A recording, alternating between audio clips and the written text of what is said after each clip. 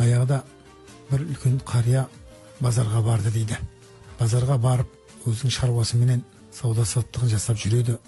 Патшаның шабармандары базарды халықтың жиналатын жерін аралап, хабар айтып жүр екен дейді.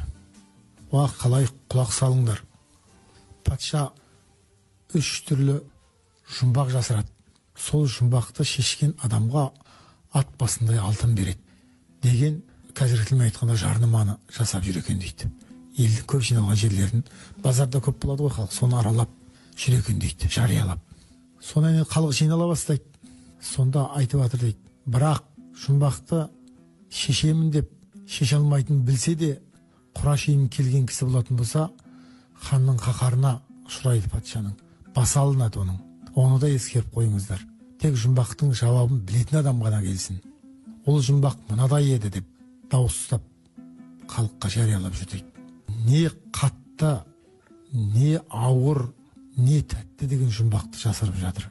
Осының шешуін тапқан адам ат басындай алтынға ие болады деп хабарлап жүр екен дейді. Сонан бұл қарияда жаңағын естіп, ойланып, ол жұмбақтың шешуін кім тапсын? Біз ойлағанда емес қой шешуі деп ойланып үйге келді дейді. Үйде дастарханның басында отырып әңгіме қылады. Базарда көрген білгенін айтады. Сөйтіп отырып әлгі қария айтады.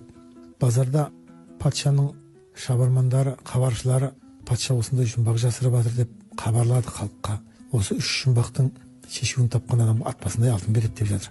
Ат басындай алтын менің есебімше көп ақша болса керек, ол көп ұрпақтан ұрпаққа кететін байлық болса керек. Сонан 3 жұмбақты айтады. Не қатты, не ауыр, не тәтті деп сұрап жатыр. Оның шешуін кім тапсын деп айтты дейді ақсақал. Сонда үйінде 10 жасар қыз бар екен. Сол айтты: "О, әке, бұл жұмбақтың шешуі оңай ғой. Мен айтып берейін, барып ат басындай алтыныңызды алып келсеңізші" деп шешуін айтты дейді. Не қатты дегенде кедейлік қатты деп айтыңыз. Не ауыр дегенде берген серт ауыр деп айтыңыз. Не тәтті дегенде сүйіп алған жарың, жұбайың тәтті деп айтыңыз. Болды, осы үшеуін айтсаңыз аласыз. Сонымен қария келіп патшаға рұқсатын алып кіреді. 3 жұмбақтың да шешуін айтады. Қатты нәрсе кедейлік, ауыр нәрсе серт, тәтті нәрсе сүйіп алған жұбайың дейді.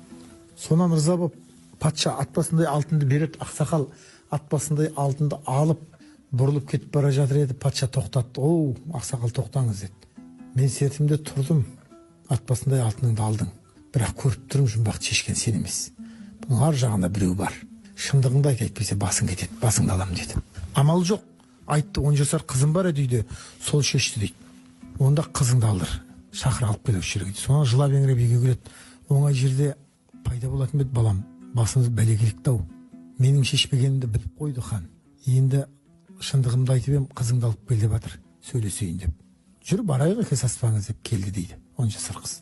Сосын таң қалып 10 жасар қыздың болмысына, оның ақылдылығына патша таң қалып сұрайды: "Не қатты екенін қалай білдің?" дейді. Сонда айтады: "Біз өте кедей тұрамыз" дейді. "Кейде үйге құдайы қонақ кеп қалады. Сонда құдайы қонаққа сыбаға бере алмаған кезде әкемнің борша-борша болып терлегенін көрем.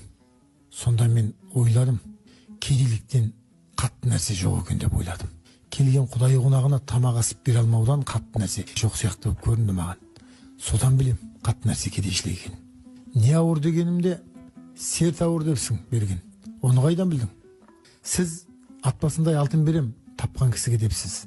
Таба алмаған адамның басын алам депсіз. Менің әкем егер дұрыс жауабын айта алмаса, сіз сертіңізді орындауыңыз керек, әкемнің басын аласыз. Ал әкемнің басы алынса, шиеттей бала-шаға біз аштан өлуіміз ықтимал. Бір сіздің сертіңіздің артында үлкен қанша адамның тағдыры тұр. Мен берген серттің ауыр екенін осыдан білдім. Хан ием" депті. Оған да басын шайқапты. "Жарайды, бұларды енді білуің мүмкін шығар. Бірақ сен әлі балиғат жасына жетпегенсің ғой. Сен жар құшып көрген жоқсың ғой. Не тәтті дегенді сүйіп алған жарың, жұбайың тәтті депсің. Оны қайдан білдің" депті. Ол онша қиыншылыққа түспеді. Менің әкем де шешем де мені қатты жақсы көреді екеуі. Жатар кезде екеуі ортасына алып жатады. Мені еркелетіп, ауық бетімнен сүйіп еркелетіп жатады. Ұйықтап кетем. Оянсам таңертең шетте қалам. Жатарда ортасына алып жатады. Таңертең шетте қалам. Содан ойландым, мені жақсы көреді екеуі, бірақ менен де гөрі екеуі бір-бірін жақсы көреді екен ғой. Сүйіп алған жардың, жұбайдың тәтті болатынын мен содан білдім" деп жұмбағын шешті дейді. Сонан риза болып ат басындай алтынды ырзалықпенен беріп жібереді. Бір күні ақсақалды хан қайтып